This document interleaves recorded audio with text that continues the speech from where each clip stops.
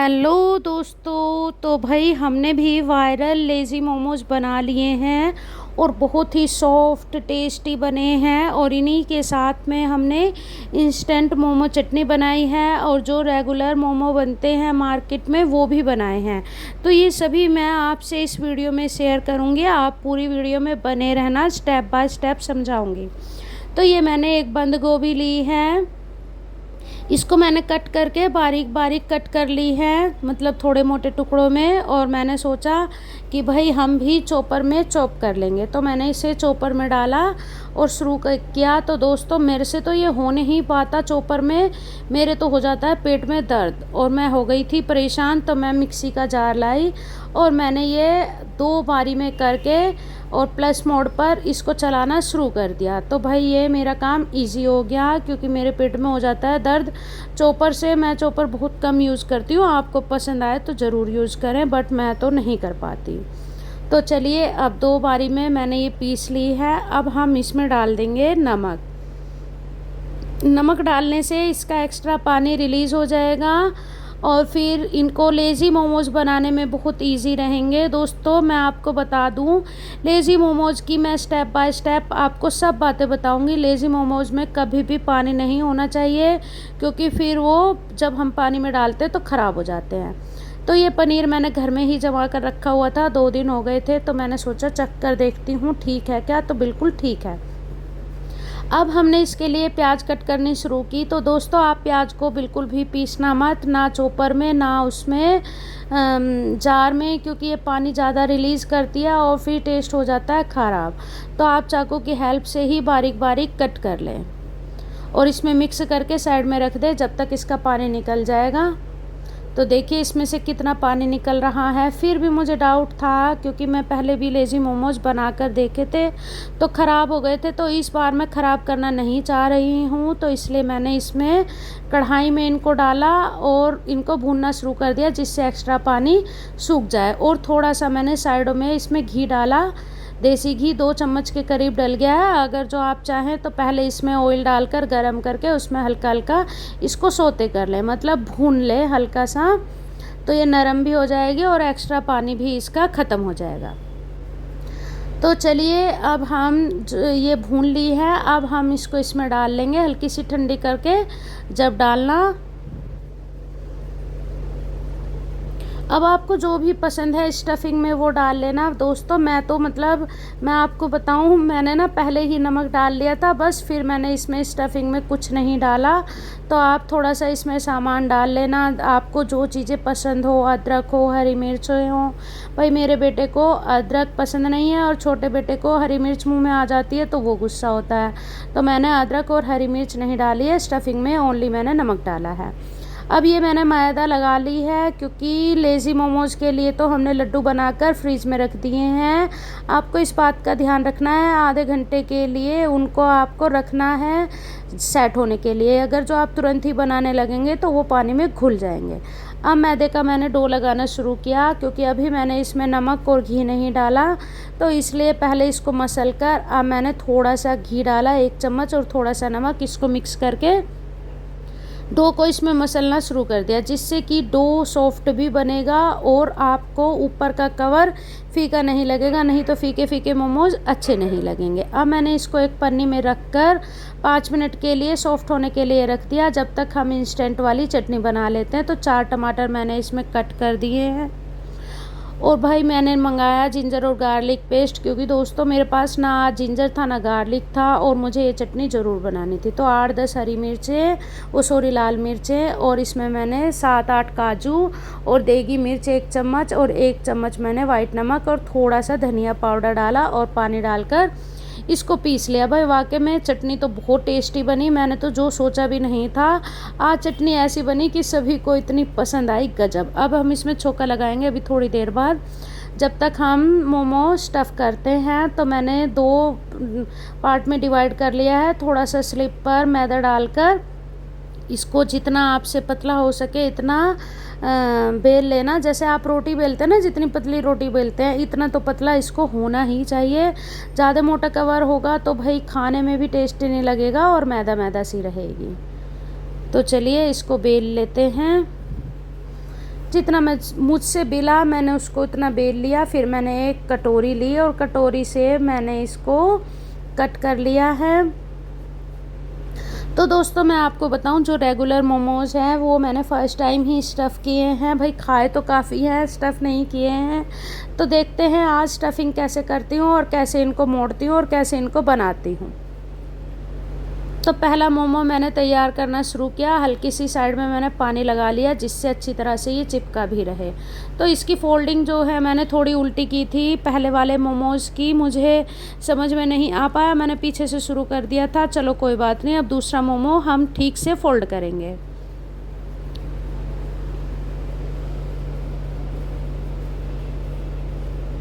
तो देखिए दूसरे वाला मोमो हमने बिल्कुल अच्छी तरह से शेप दी है और अच्छे से फ़ोल्ड किया है।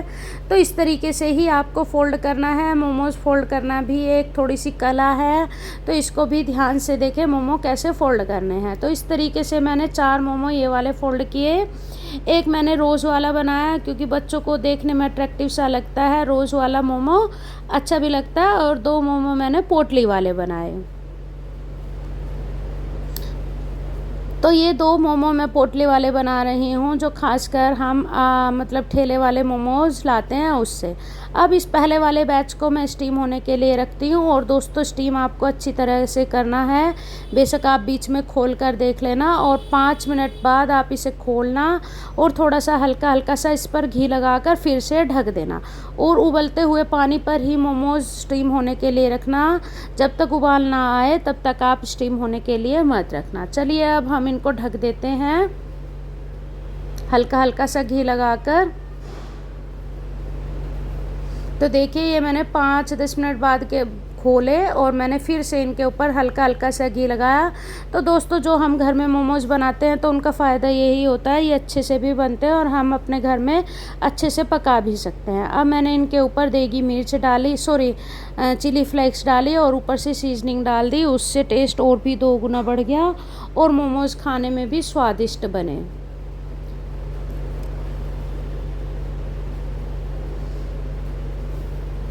तो चलिए सभी पर सीजनिंग लगाकर और थोड़ी देर के लिए हमने इनको साइड में रख दिया ढककर, जिससे अच्छी तरह से स्टीम हो जाए। और अब हम चटनी में एक छोंका लगा लेते हैं। तो दोस्तों मैं इस वाली चटनी में देसी घी का छोंका लगाती हूँ, जिससे जो चटनी का तीखापन होता है वो बिल्कुल ख़त्म हो जाता है और चटनी इतनी टेस्टी बन जाती है गजब वाली, जो बच्चे भी खा लेते हैं।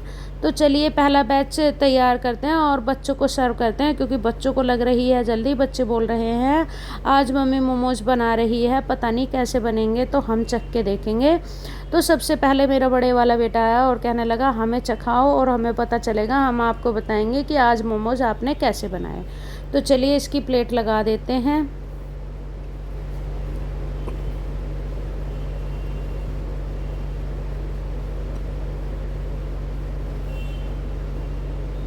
तो चलिए ये प्लेट हो गई है रेडी। अब ये खाकर बताएगा कि मोमोज़ बने कैसे हैं।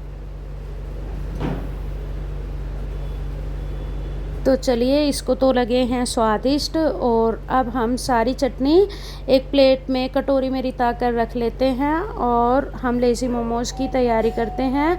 और दूसरा बैच मैंने उबलने के लिए रख दिया है, जिसमें से मैं अपनी सासू माँ जी को भी दूँगी और सभी को। तो देखिए लेज़ी मोमोज़ अच्छे टाइट हो गए हैं, पानी में डालने पर घुल भी नहीं रहे हैं। तो आपको ऐसी छलनी लेनी है जो नीचे अच्छी तरह से झुकी हुई हो और 3 बार ये स्टेप फॉलो करना है। तो देखिए जैसे मैं कर रही हूँ इसी तरीके से आपको सावधानी से करना है और मोमो बिल्कुल भी पानी में नहीं घुल रहे हैं। तो लेज़ी मोमोज़ की यही पहचान है। आप जो ये स्टफ़िंग तैयार करेंगे, अगर जो ये डालते के साथ पानी में घुल रही है तो आपकी स्टफ़िंग अच्छी तरह से तैयार नहीं हुई है, आपने इसके लड्डू अच्छी तरह से तैयार नहीं करे हैं। तो देखिए मेरे तो ये लड्डू तैयार होने लग रहे हैं और कोई भी फूटा नहीं है। और इस तरीके से आप मैदे में कोटिंग करते रहें और ये बनाने में बहुत इजी रहते हैं। और स्टेप बाय स्टेप अगर जो जिस तरीके से मैंने आपको बताया इस तरीके से करेंगे तो आपके मोमोज़ जो रेगुलर हम मोमोज़ खाते हैं मार्केट में जाकर खाते हैं उनसे भाई 2 गुना टेस्ट आएगा आपको।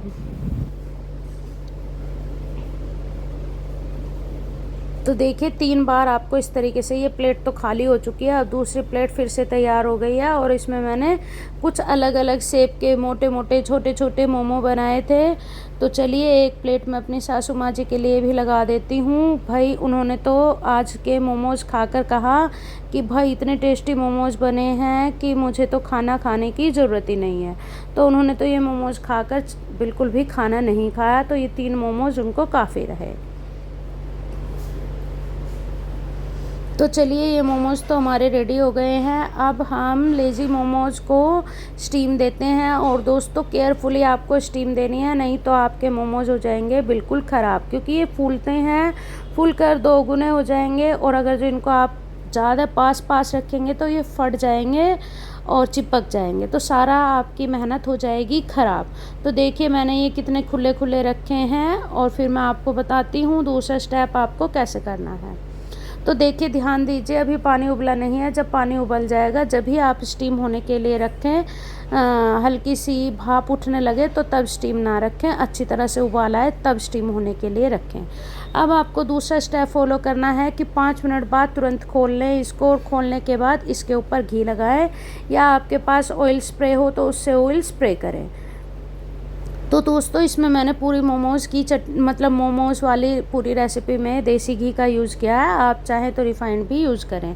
और दोस्तों अगर जो आपको मेरी रेसिपी पसंद आती है तो ज़रूर से चैनल को लाइक भी करें, सब्सक्राइब करें और कमेंट करें, और कमेंट करके मुझे बताएं कि आपके लेज़ी मोमोज़ बने कैसे थे। तो देखिए ये हो गए हैं रेडी, इनमें 15 मिनट मैंने लगाई हैं, 5 मिनट बाद खोलने के बाद फिर 10 मिनट तक स्टीम दिया है। तो देखिए कितने ट्रांसपेरेंट ग्लोसी शाइनी बने हैं। तो जैसे मैंने ये बनाकर उतारे तभी हस्बैंड भी ऑफिस से आ गए, तो मैंने सोचा चलिए इनको भी देते हैं। तो 3 मोमोज रखे। सबसे पहले मैंने सोचा कि भाई पता नहीं इनको लगेंगे कैसे, तो चलिए इनको तो पहुंचा देते हैं मोमोज़, और एक मोमोज़ खोल के देखते हैं, दिखाती हूँ ये कैसे बने हैं। तो देखिए कितने शाइनी और कितने टेस्टी बने हैं। आप इसमें कुछ स्टफिंग के लिए हरा धनिया, हरी मिर्चें जो आपको पसंद हो डालिए। तो भाई मुझे तो लगा गरम, बेटे ने आके चखा तो कहने लगा बड़ा टेस्टी बना है और पापा 2 मोमोज़ और मंगा रहे हैं। तो आप भी इस तरीके से ट्राई करें और मुझे कमेंट करके बताएं, इंजॉय करें। Bye bye, thanks for watching, मिलते हैं नेक्स्ट रेसिपी में।